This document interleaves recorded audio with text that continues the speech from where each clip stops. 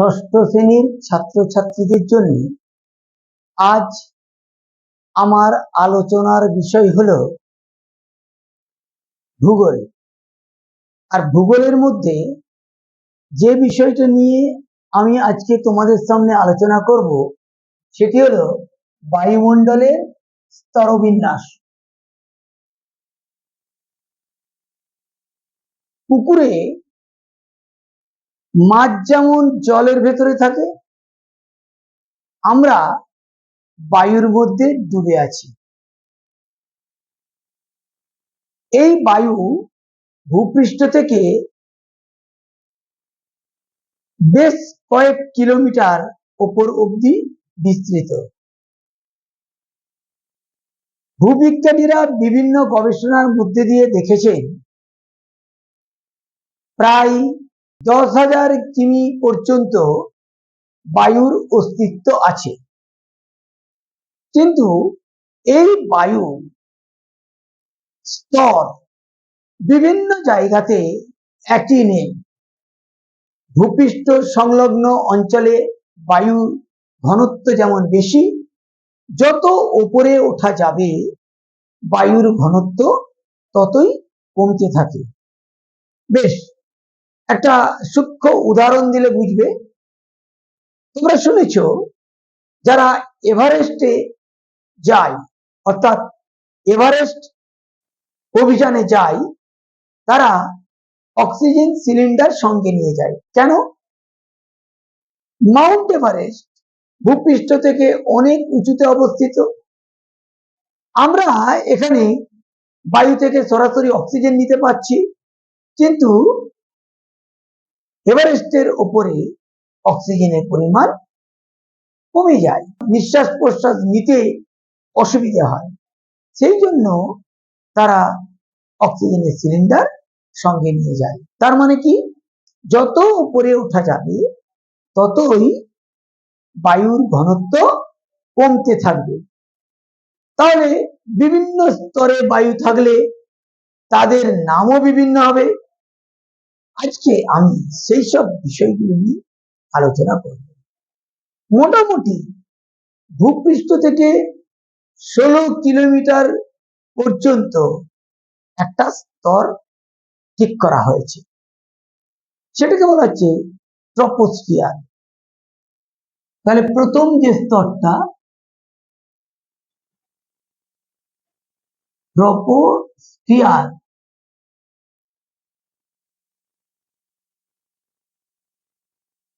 প্রথমে স্তরটার নাম হলো ট্রপোস্ফিয়ার। এই স্তরটা কত দূর বিস্তৃত? ভূপৃষ্ঠ থেকে 16 কিমি।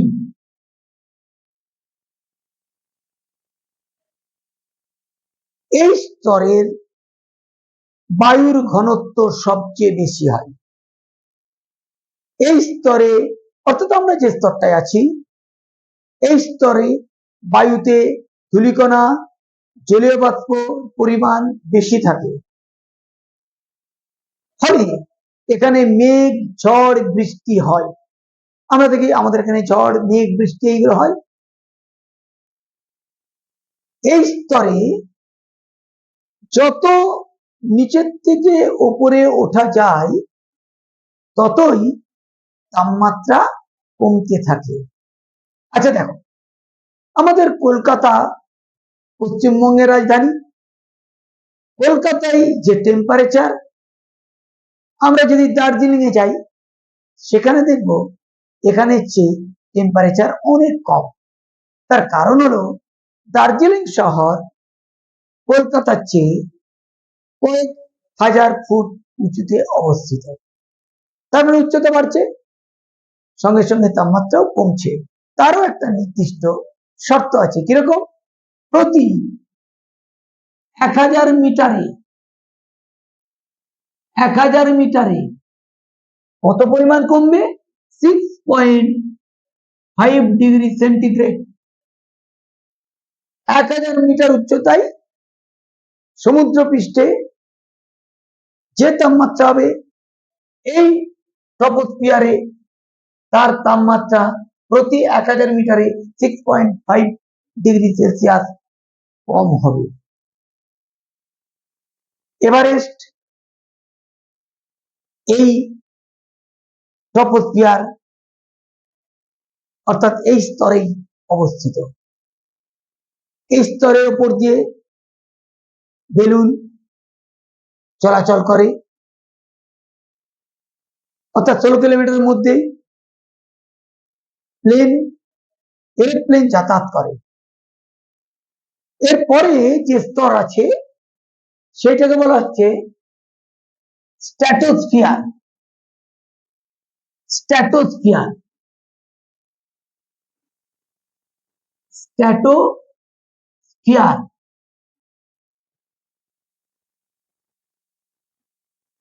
এইটা কত?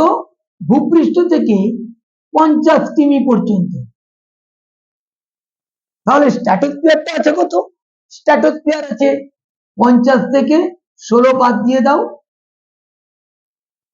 34 কিমি। অর্থাৎ ট্রপোস্ফিয়ারের পর 34 কিমি পর্যন্ত স্ট্র্যাটোস্ফিয়ার অবস্থিত।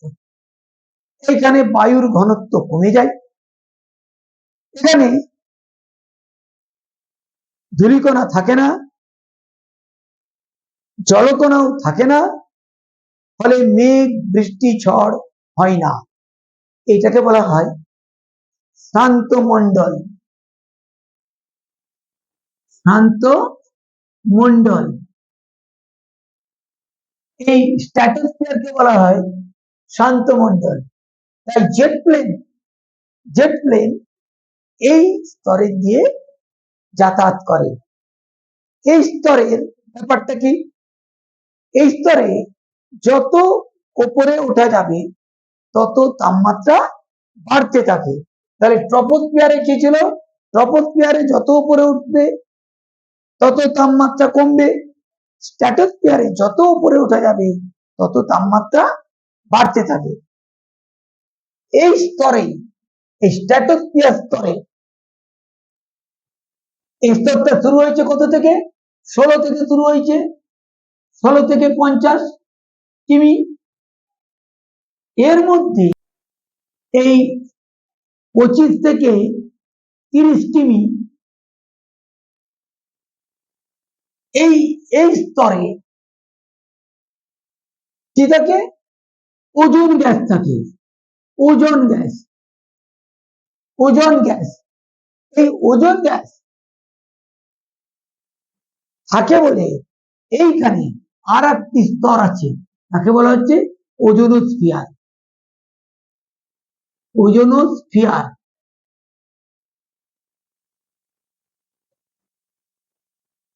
এই ওজোন গ্যাসের সংকেতটা কি? ওজোন গ্যাসের সংকেত হলো O3।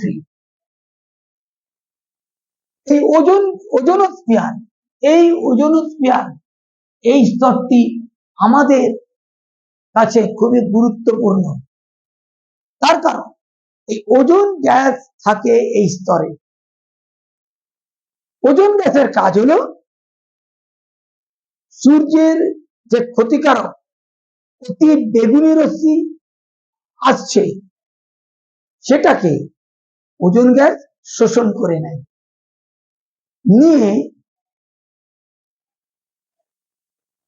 এই শোষণ করে নেওয়ার ফলে এই গ্যাস ভূপৃষ্ঠে আসতে পারে না।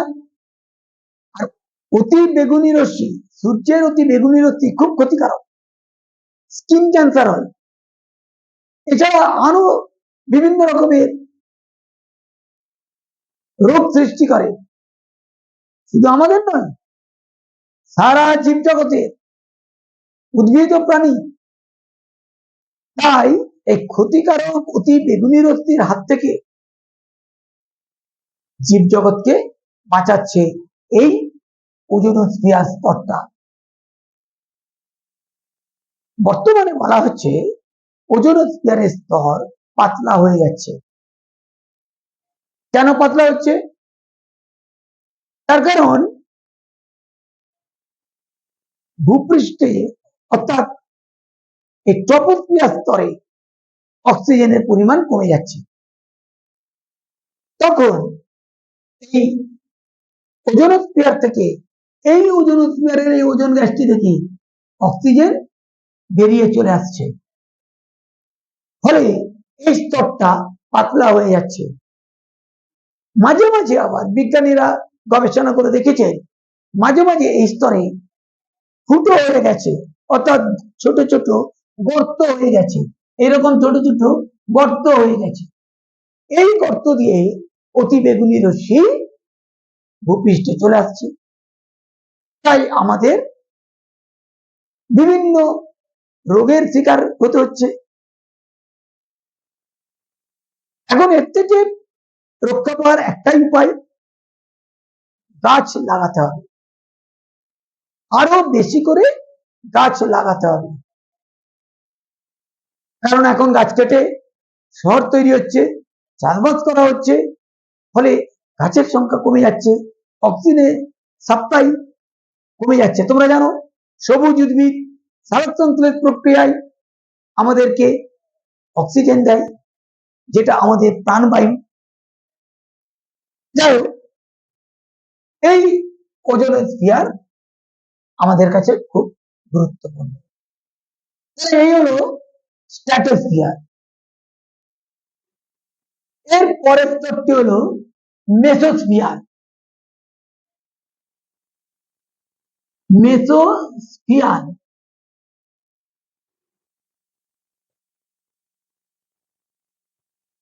মেসোস্ফিয়ার এবারে এই স্তরটা ভূপৃষ্ঠ থেকে কত হচ্ছে 80 কিমি,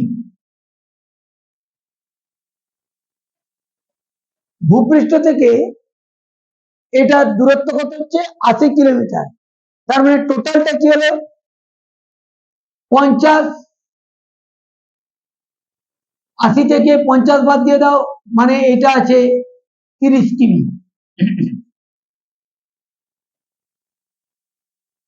অর্থাৎ স্ট্র্যাটোস্ফিয়ারের পর 30 কিলোমিটার অব্দি আছে মেসোস্ফিয়ার।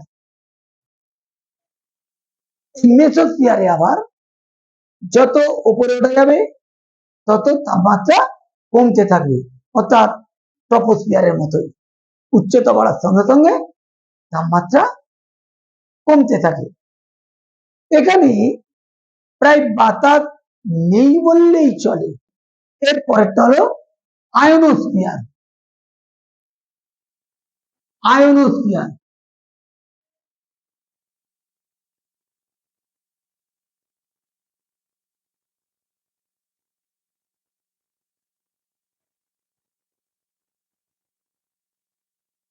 আয়োনোস্ফিয়ার এই আয়োনোস্ফিয়ারে কি হচ্ছে, এই আয়োনোস্ফিয়ারে বায়ু আয়নিত হয়। এখানে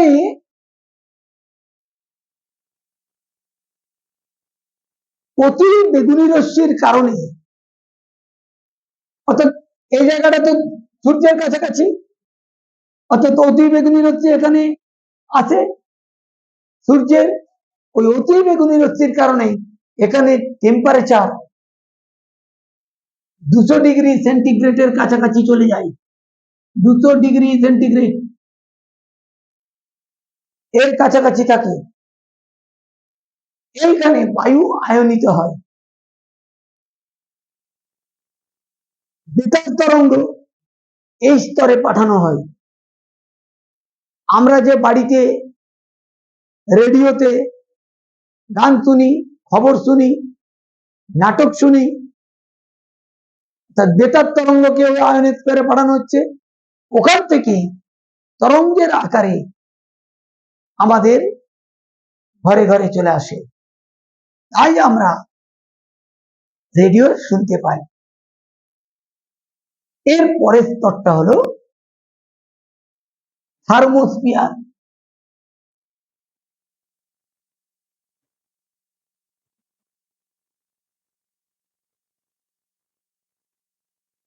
থার্মোস্ফিয়ার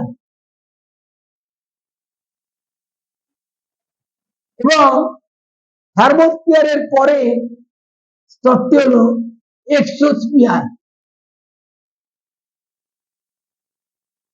এক্সোস্ফিয়ার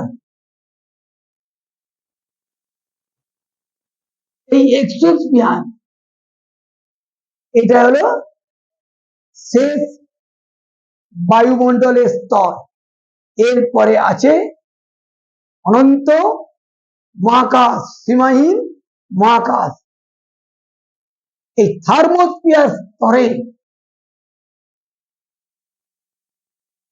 কি করা হয়েছে? Space station, rocket. আমরা দেখি রকেট যাচ্ছে, পেছনে বিশাল সাদা ধোঁয়া, ছোট্ট পাখির মতো উড়ে যাচ্ছে, আমরা দেখতে পাই। ওটা আসলে কি? কৃত্রিম উপগ্রহ, আমরা রকেট বলি। এই স্তরের উপর দিয়ে যাতায়াত করছে। আর কি? Space station. বিভিন্ন দেশ স্পেসে স্টেশন তৈরি করেছে। সেগুলো কোন স্তরে আছে? ওই থার্মোস্ফিয়ার, এক্সোস্ফিয়ার এই স্তরে আছে। আশা করি এই ভিডিওর মাধ্যমে তোমরা বায়ু স্তরে যে বিভিন্ন স্তরগুলো আছে এবং কোন স্তরে কি আছে, তাদের কাজ কি, তাদের বৈশিষ্ট্য কি, এগুলো জানতে পারলে। ভিডিওটা যদি তোমাদের ভালো লেগে থাকে তাহলে অবশ্যই লাইক ও শেয়ার করো। আর এই ধরনের ভিডিও পাওয়ার জন্য চ্যানেলটাকে সাবস্ক্রাইব করো। তাহলে আজকে এখানেই রাখলাম, দেখা হবে পরের ভিডিওতে।